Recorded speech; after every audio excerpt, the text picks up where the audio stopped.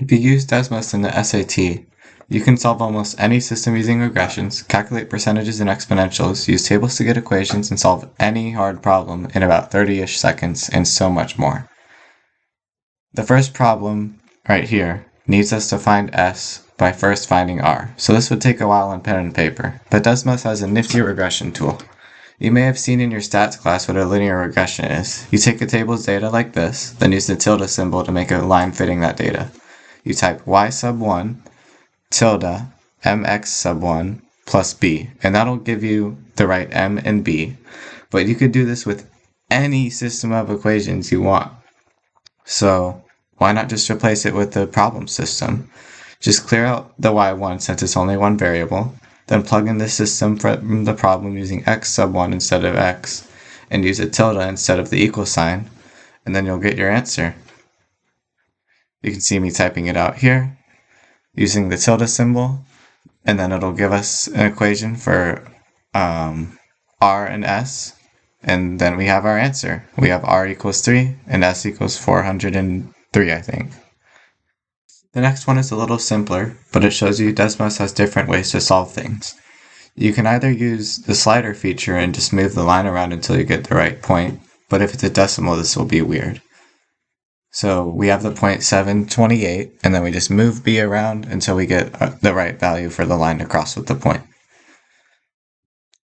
So that works, but you can also do the same tilde method as before, and just set m to whatever slope you're given and you get your answer. So first make a table with just that point, do y sub 1 tilde mx1, but replace m with 4, and then plus b. It won't tell you what b is since you had it in a slider, but you can see that since it's at the origin, then b is equal to 0, and then your problem's done. Desmos can even solve word problems. Underlying most word problems are data, and Desmos can intake data and do whatever you want with it. We know the first 2 hours we're charged $220, and at the 5th hour we're charged $400, so we make a table corresponding with that. Then we do our linear regression thing again, and it's pretty useful on the SAT as you can tell because it just gives us the answer right away. And guess what? You just did that in 20 seconds, and you can check your answer by just plugging it in. This next one literally gives us a table. It's begging for us to use regression and solve this. Yep, we're using regression again, since basically 80% of hard problems can be solved using this tool. We all know the deal on how to solve this, so let's just look at the line as it's being made, and then find the y value when it's at 1/4. So we make the line, then we make it a function so we can plug stuff in easily. So we'll do f of x equals 5x plus 14, or 15, sorry. And then plug in 1/4 into our function, and then we get our answer. This one also uses a table, but you gotta read the whole problem since it tells us to shift the line down 5 units. I'll shut up for this one and just let you watch, since we all know how to do it.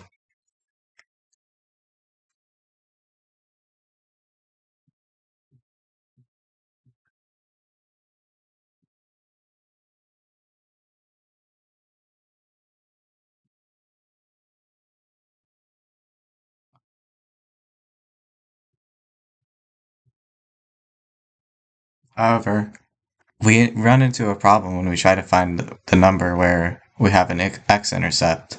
Since it's a weird fraction, Desmos actually won't tell us, and we have to guess and check using the other values in the problem. This next one is a standard system, and to solve it, you look for the intersection and then plug in 8x plus 7y from that. All you really need to do is type in the equations for each line, and then click where they intersect, and that's your x and y to use. So after typing in both of these equations, we see they cross at 0.042 something, and then all we need to do is slap a 8 times 0 plus 7 times 0.42, and that'll give us basically 3. So we type in 3 as our answer. This next one is asking us how to calculate the percentage increase from an exponential. And it's not the simple 1.20 there, since we're looking at it every 6 units. So we start at f of 0, and see that it's 27, and then f of 6, and see that it's 38.88, divide them, and then we get our percentage increase. This next one here it uses absolute value. And to use absolute value, all you need to do is type in ABS in Desmos, and then that'll give us an absolute value sign. You can see that A needs to be negative, so we'll just do any negative number, and then do what the problem asked us. And doing G of 15A times G of 7A, and then we get our answer, 609. Some extra notes though.